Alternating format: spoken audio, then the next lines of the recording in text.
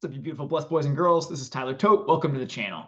I go in stints and phases, and I was a professional poker player for about a decade. 2 decades later with my poker career, to be honest, I go a few weeks here or there, maybe only play once or twice, and then I'll have a couple weeks where I have some more time and I get to play a little bit more. I was recently in one of those phases where I was getting to grind a little bit more, play a little bit more. Actually just met one of my best buddies, Alex, who's actually the awesome editor of this channel, down on the Strip, and we played some live poker, nice little session down there too. So I've been playing and thinking about the game a little bit more. And I have a really great, awesome lesson, I believe, for life, something that kind of struck me last night that I wanted to share with you guys. So let's hop in. So over the last couple of weeks, I've been playing in kind of the same games, 100NL a lot on WSOP.com where I tend to play. And there's a guy who came into these games. I start a lot of the games on my own. And a guy who I instantly labeled a really bad player. You know, I've been playing with them for a little bit and I get to know some of the guys on there, especially when I play, consistently 5, 6, 7, 10 days in a row or whatever that might be. You start to see some of the same guys, take notes on them, things like that. And this guy came in and he was just doing things totally different than I would say what most winning good players do. He was limping in spots. He started limp raising a lot. Just started doing some very unconventional things, 4Xing and 6Xing even. For you, if you're not that familiar with poker, just don't worry about it. Just know that he was doing a lot of very unconventional things. So when I see guys doing this, I instantly think, well, if all of us that are kind of winning and have been winning for a while are sort of doing this one thing, and now he's doing completely opposite, he's probably just a bad player, not winning, right? He's not thinking through the game. He's not really this or that. So I just kind of label him, hey, he's not a great player. Then something happens like the 5th, 6th, 7th session where I notice, man, this guy is giving me a lot of trouble. I don't really know where he's at in a lot of hands. And I'm a guy who typically, man, I start to play with you, I'm going to start to know what you're capable of, what you're not, how to exploit you. I mean, that's just how my brain works after 2 decades of poker. But I couldn't really figure this guy out. He was doing some very tricky things. And I started noticing he's winning. He's winning off me a little bit too. And I don't really like playing this guy. And so it took me back actually to about 15 years ago when I was a poker pro. And I'll never forget this. At the time on PokerStars, some of the bigger games were like 3-6 no limit, 5-10 no limit. And I was playing in those games and one of the better players at that time. Then in comes this guy, and I'll never forget this. His name is Good to See You. And I just noticed, man, he does things so different. And I remember labeling him a massive fish right away. I'm like, dude, this guy's 3-betting King 10 suited here. Like, does he think that's a great hand? What is he thinking? Now, if I can take you back 15 years ago to poker, to be honest, it's going to sound crazy to anybody who plays today. But back then, you only 3-bet like 3 hands, aces, kings, and ace king. Like, that's what everybody did. It was just so crazy. But all the winning players just 3-bet really strong hands. There wasn't 3-bet bluffing. It wasn't really a thing. This is 15, 17 years ago, right? And it shows you how the game evolves. But this new guy comes in, Good to See You. And I remember instantly, like the first week or two, same thing. I label him a big fish. So all the things that I see myself and other great players at the game that time doing, he's kind of doing things different. He's doing things really different. And so I label him a bad player. Well, it turns out that about 2 weeks later, I realized this guy is absolutely crushing the games. I never can get a read on this guy. Never. He's just so many levels ahead of me. I couldn't figure it out. I noticed nobody else could. All the regs in the game. I even talked to a couple buddies off. Like, what is this guy doing? I can't figure out his patterns or what. I remember just him giving me so much trouble. And then he wasn't in the games for very long. He sort of boosted up out of those stakes pretty quickly. Turns out this guy was Andrew Robl, which he is probably the end boss of end bosses, even a decade later. If you talk to a lot of the best poker players in the world now today, they'll tell you this guy has what they would say, I've heard this quoted many times, he's got all the money.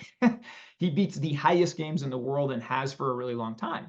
And so this got me to thinking a lot as I was journaling kind of about this a couple nights ago. And I thought, so many times in life, we look at people very foolishly at first that are doing things outside the box, outside the norm, whether that's in poker or in life. Now, in poker, a guy like Andrew Robl comes in, and I don't think he was in my games much more than a few weeks, to be honest. He probably won so much, then he just kept climbing the stakes and climbing the stakes. But I remember just thinking at the end of that couple weeks when I just had to be honest with myself and say, this guy knows things I don't know. This guy is just light years ahead of me and I can't figure it out. Now I need to start looking at him and admiring him and say, what is he doing that I need to apply? I can't figure him out. Now I got to start studying and see what he's doing. And I think so often in life, we get bogged down and just saying, well, everybody goes to college and, is $100,000 in debt. That's normal. The guy that chooses to go his own path. I talk about him on the channel every now and then. My brother-in-law, I admire him so much because he went to school, he got a degree, and then he worked 3 or 4 weeks. And he said, this ain't for me. And I'm not going to sit and be a suit and tie guy. He got his degree in finance, and he went out and he started his own company. Today, 2 decades later, plus, this guy is so successful. He's absolutely crushed it. You talk to him at the beginning of that journey, though, I think he said he worked something, 300-400 days in a row. We're counting Sundays, holidays, everything. And people probably called him foolish. Hey, bro, you got a cushy office job. What are you doing going out here and doing your own thing? I experienced this a little bit, man, when I left the safe corporate job at 37 and fired the company and said, I'm going to go do this on my own.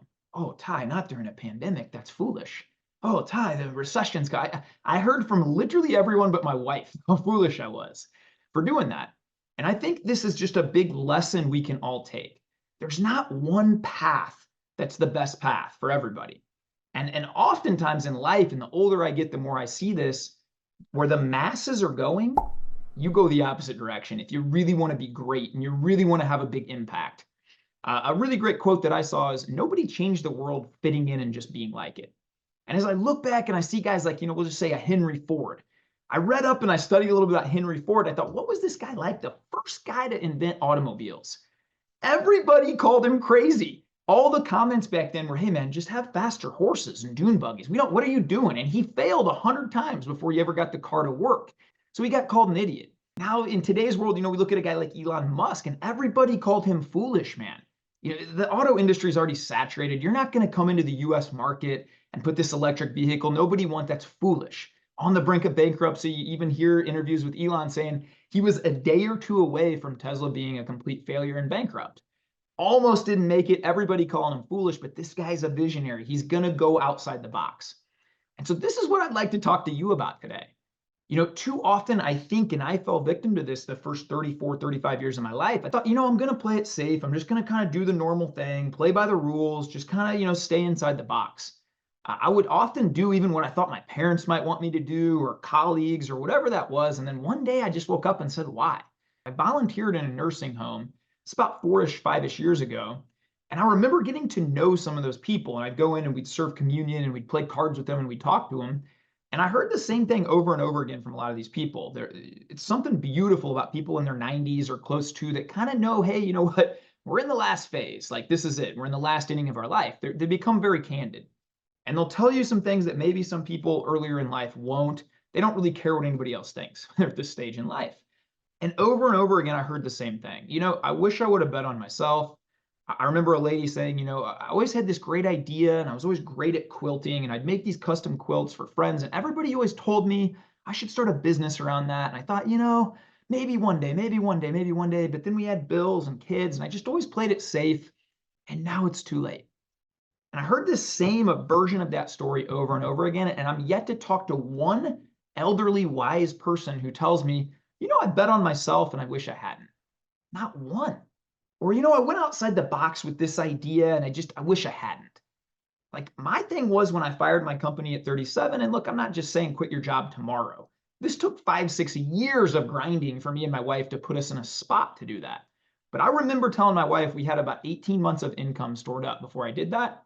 And I said, you know what? If I go at this for 18 months and I can't grow social media, I can't monetize, I can't coach, poker, all my streams of income dry up and I can't make money, I will so happily go back to managing a bank until I'm 60, knowing that I got to shoot my shot.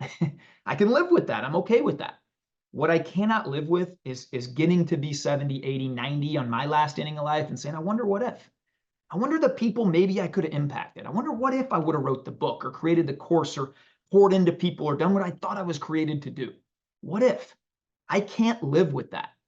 And so that's my challenge for anybody out here today. Again, I go back to a guy like Andrew Robl. I wonder if when he came in and he started playing poker just a little bit different back then. I wonder if a lot of people were like me back then and go, this guy sucks. He's an idiot. He's not going to win, calling him crazy. I'm talking to the people today that are a little bit like me, right? You have that tug or that deep longing in yourself. I talked to this one person not that long ago, and this was 10 years ago when I first came in contact with them. And they said, I'm supposed to write a children's book. God's put this on my heart. This person's a great mom. They're like, I have all these ideas. I'm going to do that. And I remember encouraging them 10 years ago. And then, somebody I'd talk to a couple times a year. It's like more of a Facebook friend that I used to go to school with. And so I remember checking back in a few years later. Have you started? Well, nah, busy kids, but I'm going to do it. I'm going to do it. And then a few weeks ago, it was the same thing. And a decade has gone by now. I drive past a cemetery now, and that's what I think is how many buried dreams and great things and people that could have put amazing things into the world to inspire people are just buried there forever. And so I know it sounds a little morbid, it sounds a little chilling, but think of your life. Think of yourself as a 90-year-old. Number one, everything you get to do today and all week and all month and all year, everything. I'm talking dishes, the hard things with the kids, work, whatever that is, you'll wish you could be doing when you're 90. You'll wish, oh man, I could go back to that day when I had energy and I was young and I was healthy and all these things. So it's all a gift, number one. But number two, don't get to the end of the road and think, what if? If you have this thing deep in your heart, man, I really want to try the entrepreneur route. I really want to write the book, create the course, whatever the thing is. I urge you, don't listen to the people around you. Get out a notebook, start to journal your ideas, start to create and practically what's this look like? How many hours a week can I put into this? Maybe instead of watching Netflix 2 hours a night, I watch an hour and I spend an hour on my thing. Just start where you're at today and don't get to the end with what ifs. Also, a secondary lesson on this, I think, is right away when we see people doing things different, not to mock them, not to judge them, but just say, hey, maybe I can learn from this person. What do they know that I don't? I've gotten a chance now to be around a lot of successful people. And the one thing I notice from coaching a lot of very successful people, they think a lot different than the mainstream line. They just have something deep in them that's very different. 99 people going this way, they're coming this way. 99 people think that way, they're thinking this way. And so how can you start to be a little different than mainstream? I pride myself on this now, to be honest. I am not normal. I'm very well aware of that. If everybody in the world, and look, I got it, man. If you have a social media following of a few 100,000, which I do now, not a day goes by I don't have a DM telling me I'm an idiot because I don't scale my business more, that I should be making 50K a month or this or that. I don't care. Before shooting this video today, man, I spent 2 hours at the park with my boys. We shot hoops, we rode scooters, we raced up hills, we went down slides, we dug in the mud. It was literally one of the best days of my life. And most of the days now are one of the best days of my life. This is the life I want. This is the life I created. My definition of success doesn't look like a lot of people's. I don't make close half, not even half of half to 50,000 a month, which I know I could, to be honest, if I hired mentors and leveraged my social media and probably sold out to a few companies and endorsed things that I don't believe in or whatever that might look like, right? I'm sure I could scale up and make more money. At this point in the journey, that's not what wealth looks like to me. To me, it's getting to spend hours a day with my family. I went on a date night last night with my wife. We do 3 date nights a week now. We got sitters that come in. Yeah, I could be working during those times and earning more money, but to be honest, we have a comfortable life. I don't long for much. This is one of my fancier new shirts promoting my men's group. I just don't really buy fancy things or want fancy things, so I don't really see the point of money after a certain extent, to be honest. I see the point of time. Time is my most valuable resource, and so this is what I'm going to focus on, is my family and where I'm at in this journey. A lot of people look at me and call me foolish, and you know how much I care about that?